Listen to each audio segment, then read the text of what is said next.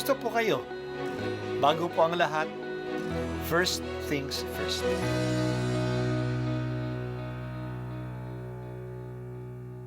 Good morning po. Sinisimulan po natin ngayon ang first things first. At dito po, tinatalakay natin sa unang bahagi ng umaga natin ay ang first readings na binabasa po sa banal na misa. Ito pong tinatalakay natin kasi madalas po kasi marami na tayong alam tungkol sa gospel readings. Pero konti po ang nagsasalita sa first readings. Pero ang first readings, bahagi din po yan ng Biblia, ng banal na kasulatan. Kaya susubaybayan po natin ang mga first readings, basahin po natin at kuminsan kailangan ng basahin ng 2 o 3 beses bago maintindihan kasi hindi po tayo familiar sa mga istorya at sa mga kaisipan na tinatalakay dito. Ang pagbasa mula sa sulat ni Apostol Santiago.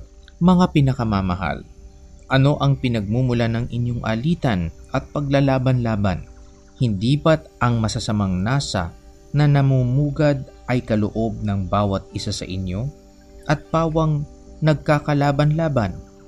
Mayroon kayong pinakamimithi, ngunit hindi ninyo makamtan, kaya't papatay kayo kung kailangan. Mapasa inyo lamang ito. Dahil sa inyong pag-iimbot sa mga bagay na hindi inyo, kayo'y nagkakagalit at naglalaban-laban, sapagkat hindi kayo humingi sa Diyos, at humingi man kayo, wala rin kayong natatanggap, sapagkat masama ang inyong layunin. Humingi kayo upang gamitin sa kalayawan. Mga taksil, hindi ba ninyo alam na kapag kinaibigan ninyo ang sanlibutan, ay kinakaaway naman ninyo ang Diyos? Kaya't sino mang nagnanais na maging kaibigan ng sanlibutan ay kaaway ng Diyos. Baka naman ang akala ninyo'y walang kabuluhan ang nasasaad sa kasulatan na napakarubdob ng pag-ibig ng Diyos sa Espiritong ibinigay niya sa atin at ayaw niya ng mga kaagaw sa ating pag-ibig. Ngunit higit sa malakas ang tulong na ibinigay sa atin ng Diyos sapagkat ang sabi ng kasulatan, ang Diyos ay laban sa mga palalo, ngunit tumutulong sa mga mapagkumbaba.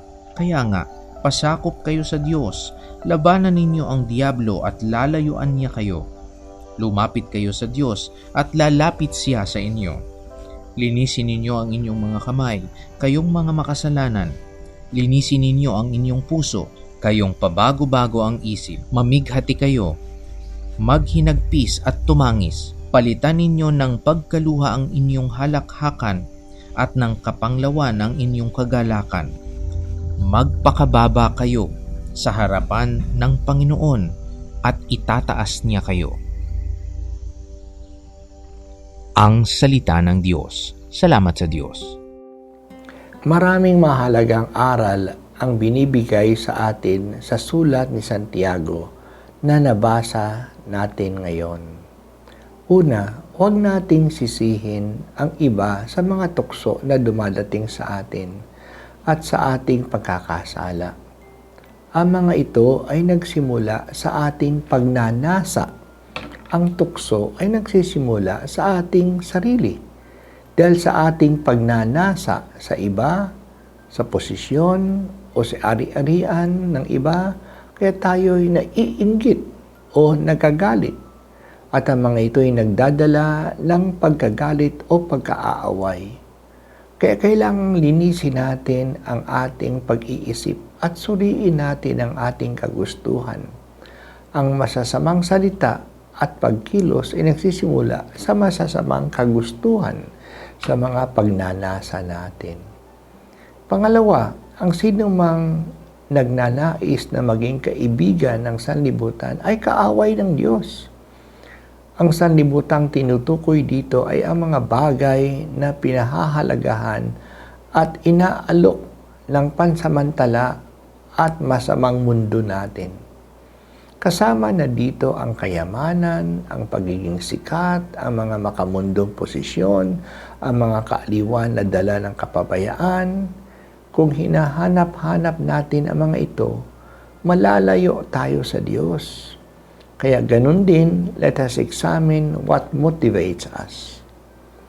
Pangatlong aral sa atin, hindi natin matatanggap sa Diyos ang ating hinihingi sa Kanya kung tayo mismo ay hindi desidido sa mga bagay na hinihingi natin.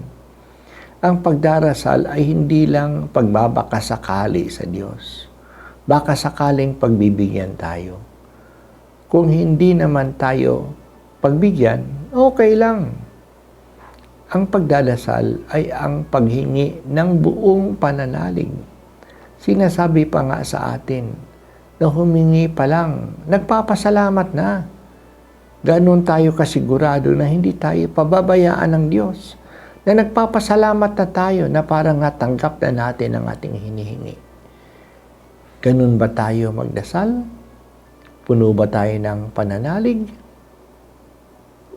Pang-apat na aral, labanan natin ang Diablo. Layuan natin siya at ang kanyang pamamaraan. Sa halip, magpasakop tayo sa Diyos. Tandaan natin na masipag ang Diablo. Maraming mga masasamang katangian ang Diablo. Ang katamaran ay hindi isa nito. Masipag ang Diablo. Tinutokso niya tayo na maging tamad. Pero siya ay hindi tamad. Masipag siyang manukso at gumawa ng masama. Kaya maging gising tayo at maging papagbantay. Huwag nating hayaan na mahulog tayo sa kanyang bitag. Kaya tinuruan tayo ni Jesus na magdasal sa Ama namin, huwag mo kaming ipahintulot sa tukso at iadya mo kami sa kasamaan. O Diyos, salamat sa banal na kasulatan na gumagabay sa amin paano kami mamuhay sa mundo na hindi nagpapadala sa kasamaan.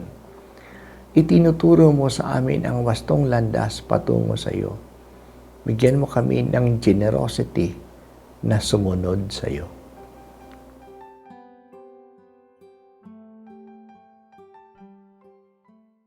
At ako po ay si Bishop Broderick Pabilio dito sa First Things First.